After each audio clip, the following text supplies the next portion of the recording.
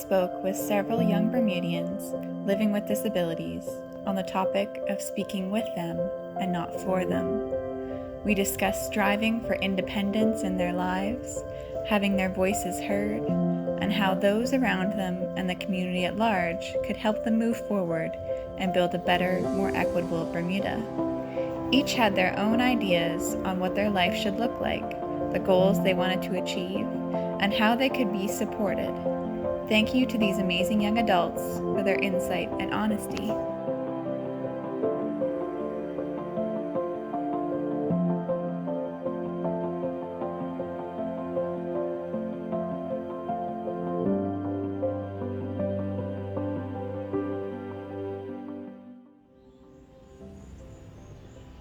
I make my decisions, but I also run it by my mom to make sure that she knows what I'm doing and that she's okay with me doing so.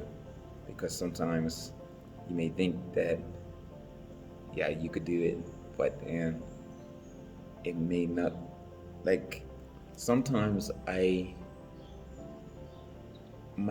sometimes in my mind, I'm still the old me, so I'm able to do a lot more sometimes in my head, but then I have to take a second and think and remember certain limitations that I have that I can't achieve. I do. I make almost every decision in my life. I make it because at the end of the day, it's my life. Well,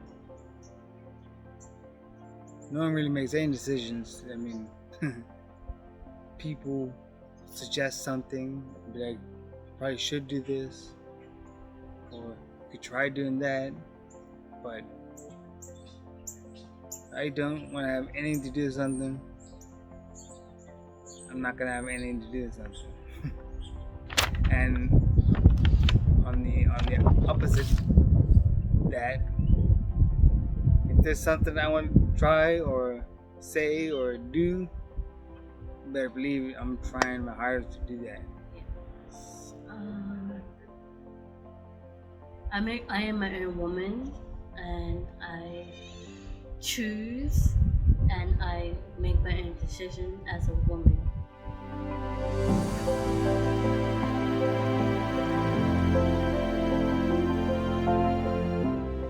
It makes me feel like I've grown in all these years. I'm not the child that I once was. It makes me feel like I'm in control because there are a lot of things that I'm not in control of, so it makes me feel a lot better about the things that I can't control. I think I will feel a good bit bothered by it, because I will feel as though I'm not in control of anything. I will feel as though I'm pretty much like, I can't say captive or something, but it's just like I'm not being me without being in control of what I do or choose.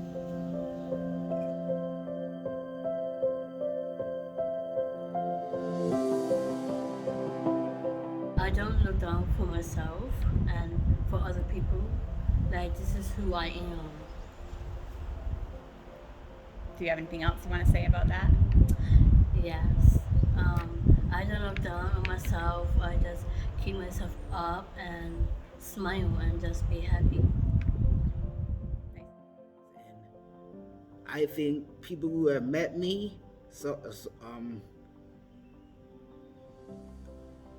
have come to terms with my my autism, and they accept me for who I am. Most people are generally nice. Some people do feel weird about it, and they sometimes say, I've heard someone say they're ashamed of me because I'm different. So it's weird.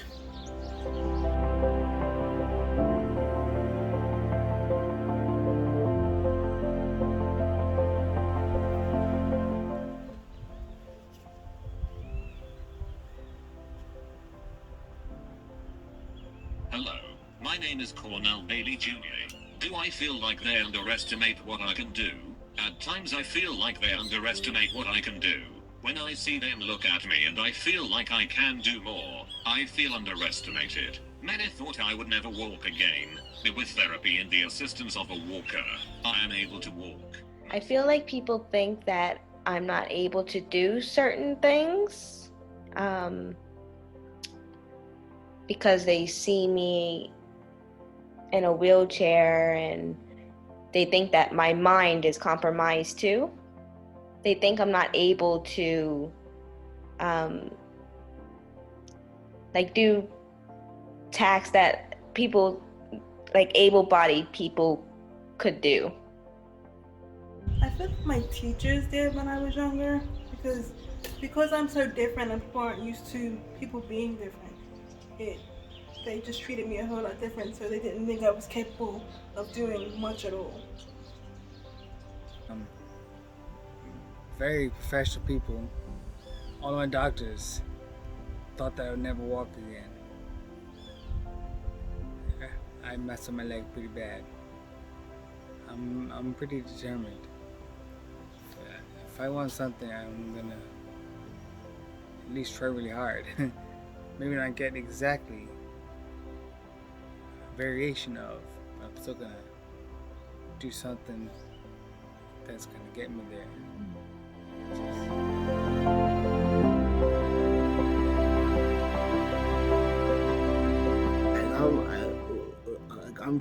My mom is trying to, kind of teach me to be on my own. So, let's say one day she's gone and she's no longer here, I'll know how to take care of myself and how to take care of the household if I'm ever on my own. Like for example, me moving to Boston, that was all me. Moving from Bermuda to Boston, I actually wanted to do that.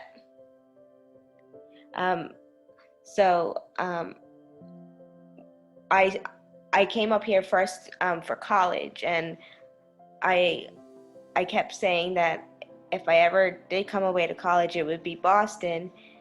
And my mom was my parents kept asking me if I was sure if this is what I wanted, and I kept saying yes. And I haven't regretted that decision.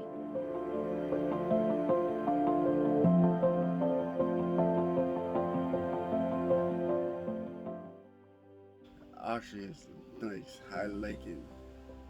And I can't go far yet, but I could try far, but I can't do all the way. Why I like walking? Because I am practicing my walking for the next trip for Special Olympics. Where have you gone so far for Special Olympics? I went to Dubai, Abu Dhabi in 2019, but this time we're going to Germany. Do you feel like bocce has given you a bit of purpose? Yeah.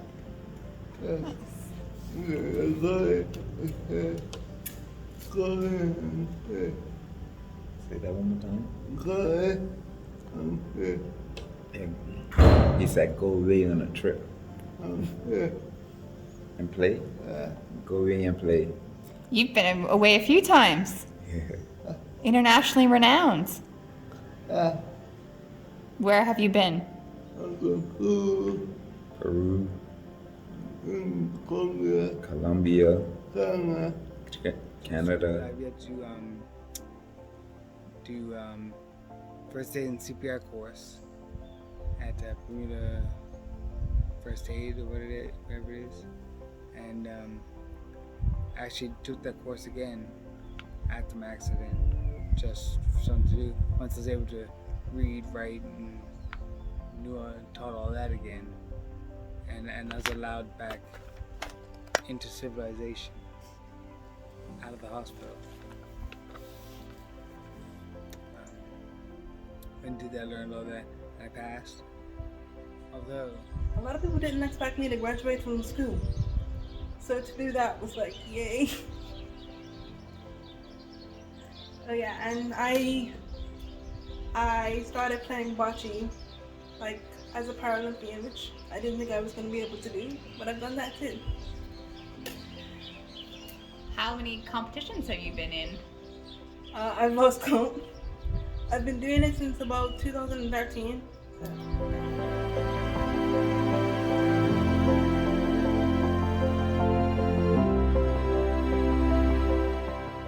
Listen, listen to what they have to say. Like, they have some really good ideas. They may not, um, no matter their ability or disability, everybody has feelings and emotions, and everybody should just listen to that. Do better to support me. I could say that certain individuals, a good bit, can do better to support me by simply asking me information and details about certain things, because I mean you could just look at something and assume so much, even wrongly, but if you ask, then everything is clarified for you, and it would not be any misleading information at all. we need to not point finger at people and just label everybody as those kind of people, or those people that can't do this, or those people that can only do that. If you had like lots of people helping them, to just, we're all the same, just different. I mean, if we're all the same, it wouldn't be very cool.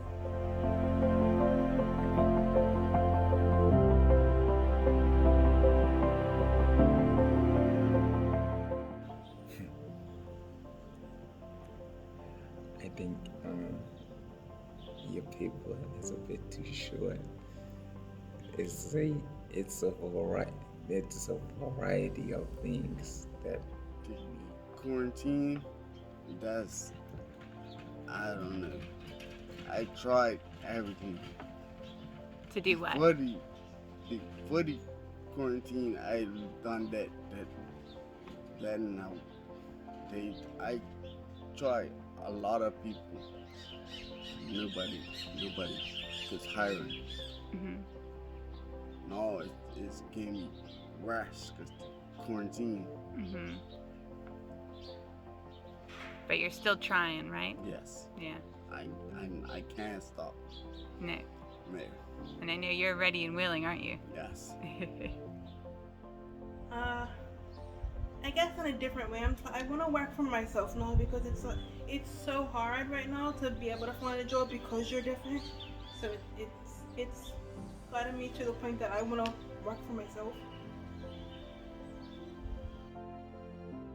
It's always room for improvement, whereas insurance companies need to support persons with different abilities, when Bermuda does not have the facilities on island to support them. Also, Bermuda done a great job adding more parking for persons with different abilities, but when I go to town, I see several vehicles that don't hold handicapped permits parked in them. That would be commercial trucks too. I think there needs to be rehabs in Bermuda for persons with neuro and severe different abilities. I have to travel abroad to get the therapy I need.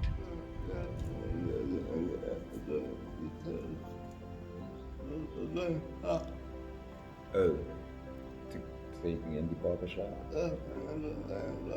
So he said also accessibility to barbershop so he can get cleaned up. Accessibility is a big thing.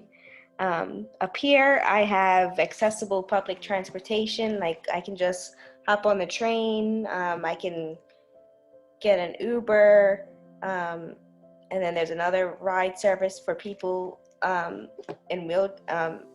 with mobility issues.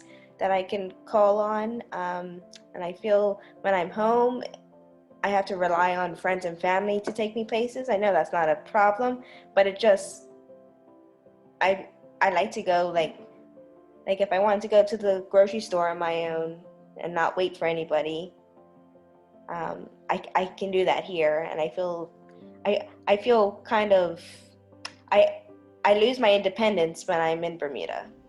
Like, for instance, I mean, look at how they have designed these sidewalks that they're building nowadays. I got off the bus just a couple days ago because I had to stop at the store, so I had got off the bus a little bit earlier. They had I stopped ahead so I can stop at the store.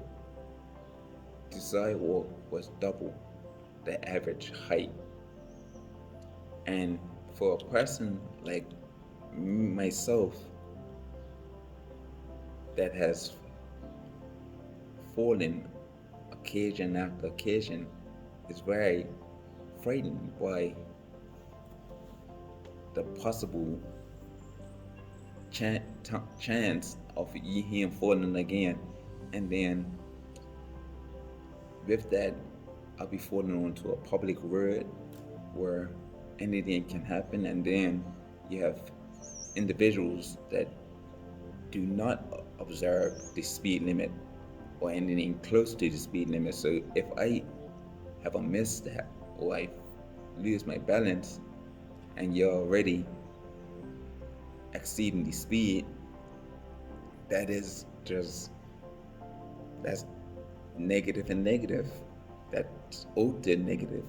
So it's like, I think so much more needs to be dealt with and changed. He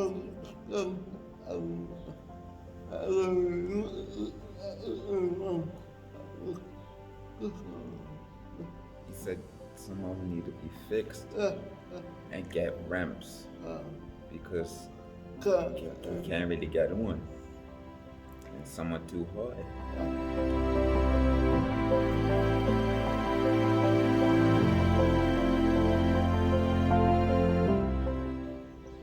Actually, yes. Despite this situation and the circumstances within it, I can say that I am getting and making the most out of my life at this moment. Yes. When you see someone with a disability, don't assume that they can't speak. I mean, people speak in different ways. Just try to, or ask someone, can they help communicate with you or whatever. Don't just assume that they can't communicate. There are so many, individuals that can do a lot more, but because they are unable to, I can say, verbally voice their opinion about something or express how they're feeling because somebody else expressed a certain way, they assume that because they're maybe in the same boat or situation that they have the same feeling at heart about it, and actually that's not even the case. My own story of what is my experience being and how I feel about it. That's pretty exciting. And then more I do that, I can put it out and people can relate to it, and then they will tell.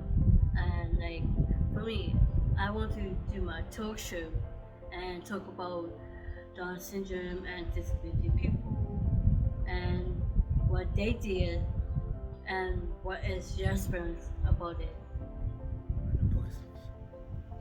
I'm just a normal guy who happens to have autism.